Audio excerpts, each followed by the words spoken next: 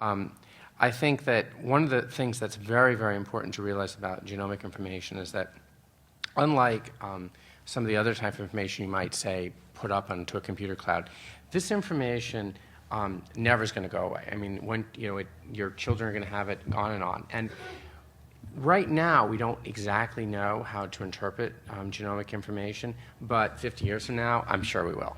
And what that means is that if this information is kind of uncovered and sent around, all around the world, and people kind of have it, it might seem kind of fun now and interesting, but 50 years from now, it might be kind of a hidden time bomb, that you'll be able to look at that and read all sorts of interesting things into various people's families and descendants. And there's also this interesting issue, too, that since we're all related, at some level, as more and more people's genomes are sequenced and more of this information is unearthed, it kind of becomes statistically possible to tell a lot about a person's genome, even if they're not sequenced. It's kind of like if there's 100 people in a room and 99 have their genome sequenced, you kind of know what that last person's genome is. And so I think there's a lot of interesting sort of technical issues with what's going to be happening in the future in relation to genomic information. Okay. Can I just add one minor point, but the point about the future, it's not just long, far 50 years from now. One of the things that's very interesting for when people are making decisions about what they want to disclose publicly, Jim Watson, who had his genome sequenced and made basically his genome publicly available, as did Craig Venter, the first people who had their genome sequenced.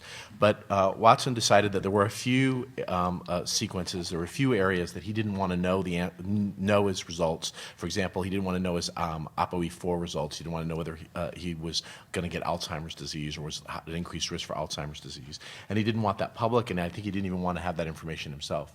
But the thing that's tricky is you put all that other information out there, and as the science keeps developing, there may very well be other associations with dementia and things that he wouldn't want to know or wouldn't want others to know that may become available. So again, things that you think right now are not problematic could turn out to be problematic because it's an area where so much is changing so rapidly. I actually had two I'm sorry, go ahead. I'll just chime in for a second. And these sorts of questions are things that policymakers have thought about. And last year, Congress, I believe last year, passed the Genetic Information Non-Discrimination Act, which forbids employers and insurance companies from discriminating against you based on your genetic makeup.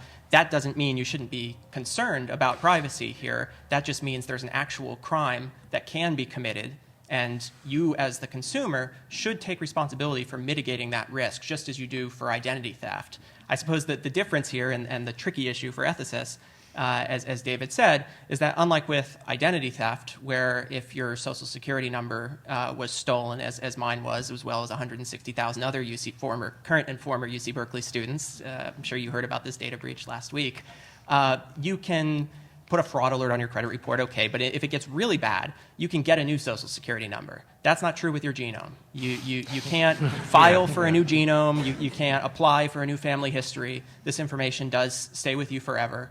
And I think it's very important to be cognizant of that as a consumer, to pay attention to the privacy policies of the companies that you're doing business with. Just out of curiosity, I know a lot of people here use the internet. How many people actively read the privacy policies of the sites that they're visiting? Only about half a dozen hands have gone up. But I think that I have to come back to this issue of the relatedness of genetic information. I think that's really what changes this very much. And I think one way of getting an analogy of this is you might say, well, I have total rights to everything in my email box, and that's mine, okay? And I go to some company and maybe they do some analysis and I can just do whatever I want with it. I'm just going to put it up on the web. But what if all those people who sent you messages and suddenly they're going to find everything they sent you, they thought they sent you in confidence, suddenly exposed? And I think that's the same type of thing that happens with genetic information. If I go and get all this kind of nonsensical information about myself and I have it, I can potentially compromise the privacy of my parents, children, all sorts of relatives who maybe didn't participate in that consent.